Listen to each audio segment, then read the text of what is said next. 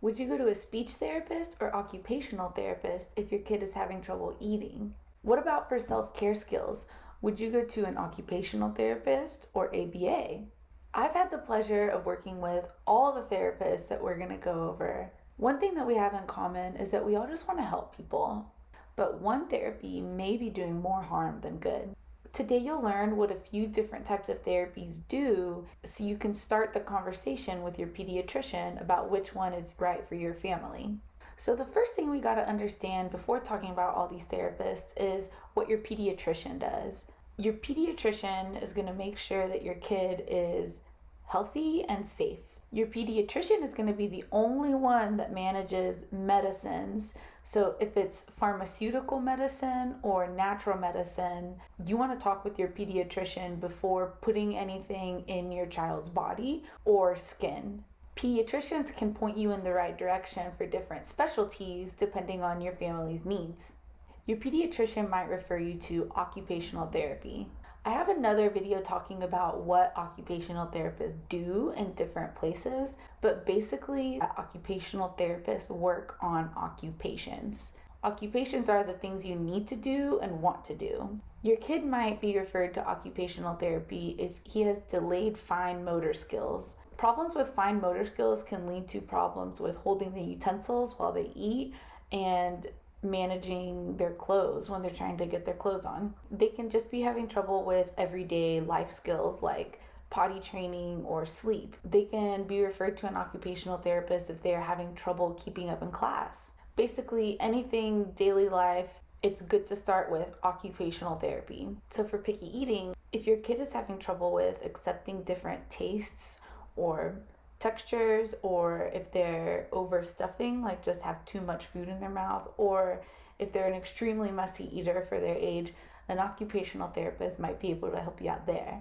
So just like occupational therapists work on occupations, physical therapists will work on your physical body. This is easy, right? A physical therapist will basically help your kid's body move the best it can. So they're going to be the ones that can help you get a walker or leg braces or a wheelchair.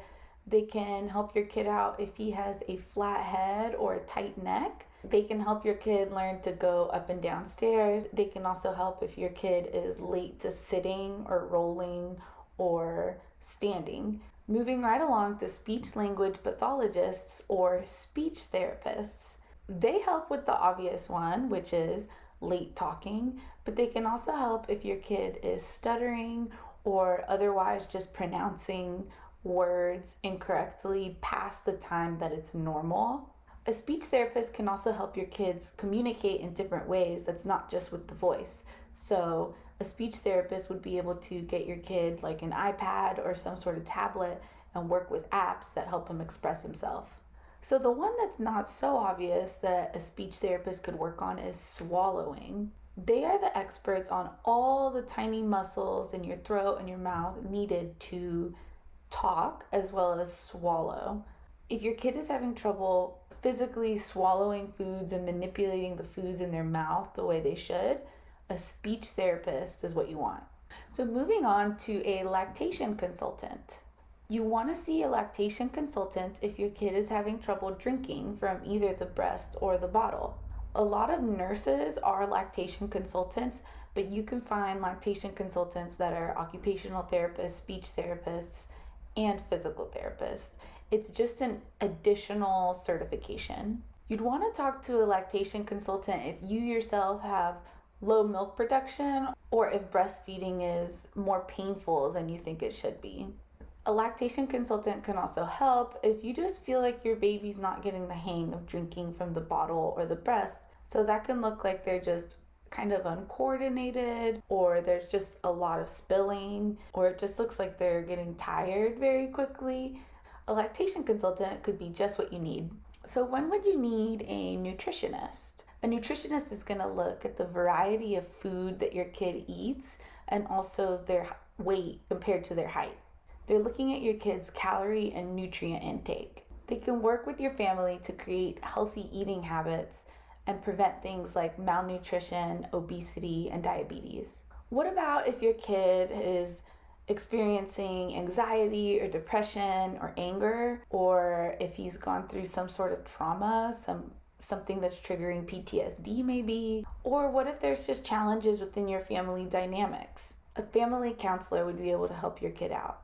The last therapy you might talk about with your pediatrician is ABA, or Applied Behavior Analysis. Basically, their whole goal is to increase behaviors that they want to see and decrease behaviors that they don't. They do this by rewarding the things that they want to see more often and ignoring or sometimes punishing the things that they don't want to see. To their credit, they're going to be very specific when they're working on things, and they're going to keep track of how certain behaviors are coming. For example, they're not just going to say, your kid has a hard time paying attention in class. They're going to say he stood up X amount of times in an hour and try to decrease that instance. So while they are good at taking data, I think their strength is also their weakness in the sense that they don't look under the hood. They're based out of behaviorism, which is analyzing the things that you can see. So maybe your family's values aren't taken into consideration, or maybe your kids' inner thoughts and feelings and self-esteem and thought processes, all those really aren't taken into consideration because you can't see them. To talk about them would be making assumptions. Relationships with other kids and adults aren't emphasized, and we all know that's really important for a child's healthy development. In my opinion, what makes us human is lost with ABA.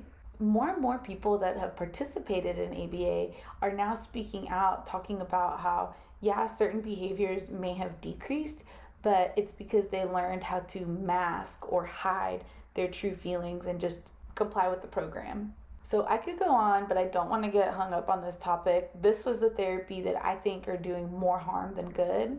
Needless to say, if your kid is having trouble with self-care skills, get a referral to an occupational therapist, not an ABA.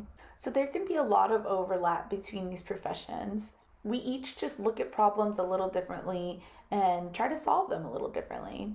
The title of a specific therapist matters less than their continuing education and their actual experience with the problem that you're dealing with. Now that you're armed with the knowledge about the similarities and differences between these professions, you can start the conversation with your pediatrician to get exactly what you need. Now that you've reached the end of the video, can you do me a favor and write me a question in the comments? I have a lot more videos planned on what I think parents should know from the perspective of an occupational therapist and parent coach, but if I can answer specific questions, that would make me so happy. I'm looking forward to reading your comments.